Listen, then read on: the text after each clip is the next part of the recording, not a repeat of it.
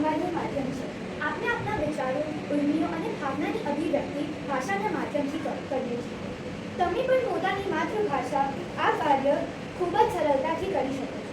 આપણા દેશના ઘણા રાજ્યોની રચના ભાષાથી આધારિત રહે છે. જેમ કે ગુજરાત તો ગુજરાતી, પંજાબ તો પંજાબી, તામિલનાડુ તો તામિલ, મહારાષ્ટ્ર તો મરાઠી, પંજાબ તો પંજાબી. માતૃભાષા બાળકના હૃદયના ધબકારાથી ગુંથાતી હોય છે. બાળક માટે માતૃભાષા શીખવી હવા પાણી મેળવવા જેટલી સહજ બાબત છે. અને ઉત્કૃષ્ટ ડ્રામા એકેડેમીના બાળકો ટૂચકાઓ દ્વારા હિન્દી કે ગુજરાતીના કહેવતો સમજાવશે તો ખૂબ તાળીઓથી સ્વાગત કરો.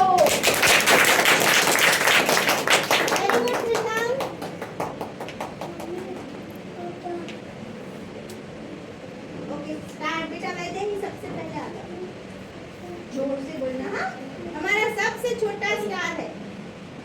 दिखाओ सबको. तो कौन सा कहावत है? और जोर से बोलो. विनाश काले विपरीत बुद्धि. बोलो. थोड़ा सा पीछे चलो. अब बोलो. बाइक लेकर ऑफिस जाता था. रोज रात करके हेलमेट भी पहनता था, लेकिन एक दिन उसे लगा आज हेलमेट की क्या जरूरत, आज नहीं पहनता. उसकी बाइक फिसल गई. बाइक सर पर पट्टी बांध के घर लौटना पड़ा. इसको कहते हैं विनाशकाले मिट्टी चुट्टी. जब समय खराब होता है तब इसका सही सोच नहीं पाता और गलत फैसले ले लेता है. Very good. विनाश काले विपरीत बुद्धि. जब इंसान की समय खराब चलता है तब वो सही. अति गति नहीं. કંકુ ડોશી કોરોનાથી બી ગયા હોય એમને અંદર કોક કહે કે આની અંદર તો ઉકાળા પીવાને નાશ લેવા બહુ સારા. પછી કંકુ ડોશી જે ઉકાળા ચાલુ કરે શુદ્ધ વાળું દૂધ પીવે ને 5-6 વાર નાશ લે ને જાતના ઓસડિયા કરે ને આખા ઘરને કરાવે. પછી થાય એવું કે કંકુ ડોશીના ઓસડિયાની ગરમી નીકળે ને એની દવા કરાવવા માટે હોસ્પિટલ જવું પડે. તો આને કહેવાય અતિની ગતિ નહીં. કોઈ પણ કામે યોગ્ય માત્રાથી વધારે કરવું હિતાવહ નહીં. ધન્યવાદ.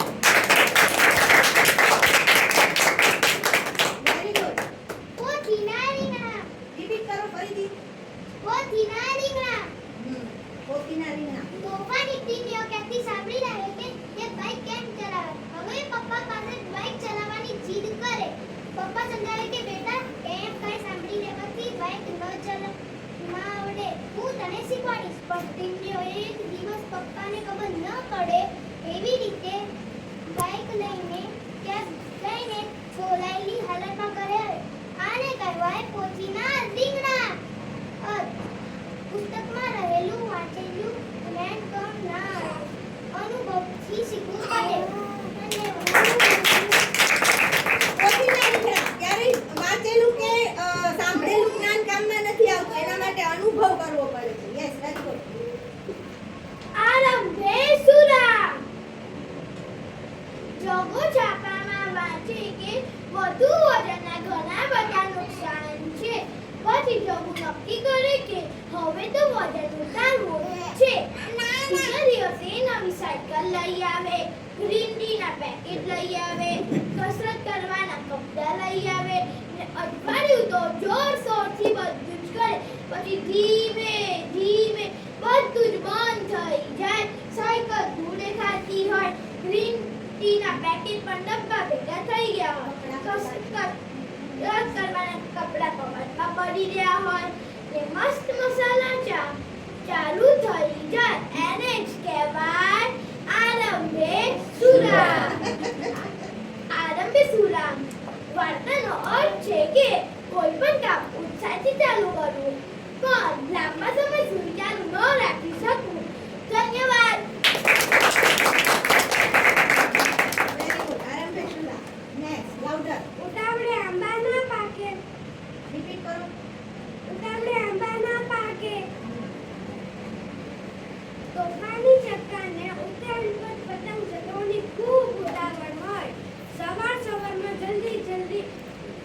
આખા ઘરને માથે લઈને નાહ્યું બનાવ્યું અને 2 મિનિટની બાથરૂમની બહાર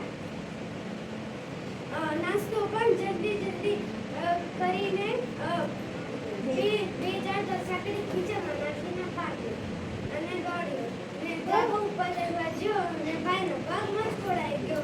આખો દિવસ પગે પાટો લઈને બીજા લોકોને પતંગ ચગાવતા જોવે. ઉપરથી પપ્પા પણ ખીજાય કે કોને કીધું તું તને દોડવાનું? આરામથી ચલાઈને આને કહેવાય ઉતાવળે આંગા નો કાઢે. વધુ કરતી ઉતાવળ કરવાથી કામ બગડે. Thank you. આંબા ના પકે, વધુ પડતી ઉતાવળ કરવાથી કામ બગડે છે. અવળા ગણેશ બેસવા.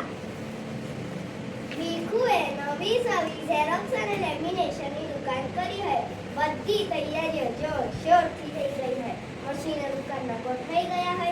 સરકારવાળા 10 મિત્રોને ઉદ્ઘાટનના કાર્ડ આપી દીધા છે ને બરાબર ઉદ્ઘાટનના દિવસે સવારે જ નજીકના સબસ્ટેશનમાં ધડાકો થાય ને આખો દિવસ પાવર ના આવે. ભીખુ એક ઝેરોક્સ ના કાઢી શકે ને એક જ બે પેન વેચીને દિવસ સુધરે. અને ઉપરથી ઉદ્ઘાટનમાં આવેલા મહેમાનોને નાસ્તા કરાવડાવવા પડે એના ખર્ચા થાય એ તો જુદા. આને કહેવાય અવળા ગણેશ બેસવા. અવળા ગણેશ બેસવા કહેવતનો અર્થ છે કે કોઈ કામમાં શરૂઆતથી જ વિઘ્ન આવવું. પહેલેથી જ વિઘ્ન આવતા હોય છે. નેક્સ્ટ લાઉડર બોલજો બેટા. भैंस के आगे बीन बजाना. रिपीट करो फिर से. भैंस के आगे बीन बजाना. पप्पू के पापा उसको बड़े प्यार से समझा रहे थे कि बेटा सुबह जल्दी उठना चाहिए, मेहनत करनी चाहिए, तो ही जीवन में सफलता मिलती है. पप्पू बड़े ध्यान से सुन रहा था. पापा को लगा कि आज मेरा बेटा बहुत प्रेरित हो गया है. उतने में पप्पू बोला, पापा एक जरूरी बात पूछो. तो पापा खुश होके बोले, हाँ क्यों नहीं. तो पप्पू बोला, पापा कल तो संडे है, मुझे जल्दी क्यों उठना पड़ेगा. तो पापा ने उनका सर पकड़ लिया और इसको कहते हैं भैंस के आगे बीन बजाना. और अज्ञानी और नासमझ व्यक्ति के सामने ज्ञान की बातें करने का कोई फायदा नहीं. अज्ञानी और नासमझ इंसान के सामने हम ज्ञान की बातें करेंगे उसका कोई फायदा नहीं है. Very good. नेक्स्ट उधर ही बैठ जा बेटा. जब आग लगती है तब कुआं नहीं खुलता. अच्छे से दिखाओ फिर से. जब आग लगती है तब कुएं नहीं खुलते. पीछे तक देखो. नूरा के स्कूल का नया सत्र शुरू हुआ था. मैडम जब भी क्लास में लिखवाते थे तब वह अपनी कॉपी में कुछ भी नहीं लिखता था. उसकी नोटबुक बिल्कुल काली पड़ी रहती थी. एक दिन मैडम ने कहा, कल मैं सबकी नोटबुक चेक करूंगी. यह सुनते ही नूरे के होश उड़ गए. घर जाकर वह दोस्तों की बुक मांगकर देखता है तो पूरे 25 पन्ने लिखने के बाकी थे. अब एक रात में 25 पन्ने कैसे लिखूंगा. तब भी उसकी मम्मी आती है और कहती है, तुझको पहले ही कुआं खोदकर पानी की व्यवस्था कर लेनी चाहिए थी. अब तो आग लग गई है. अब कुआं खोदने का क्या मतलब. तुझे रोज मैडम के साथ लिखना चाहिए था. अब एक रात में 25 पन्ने कैसे लिखेगा. इस कहावत का अर्थ है किसी भी काम को योजना और समय पर ना करने से आखिर में बड़ी परेशानी खड़ी हो जाती है.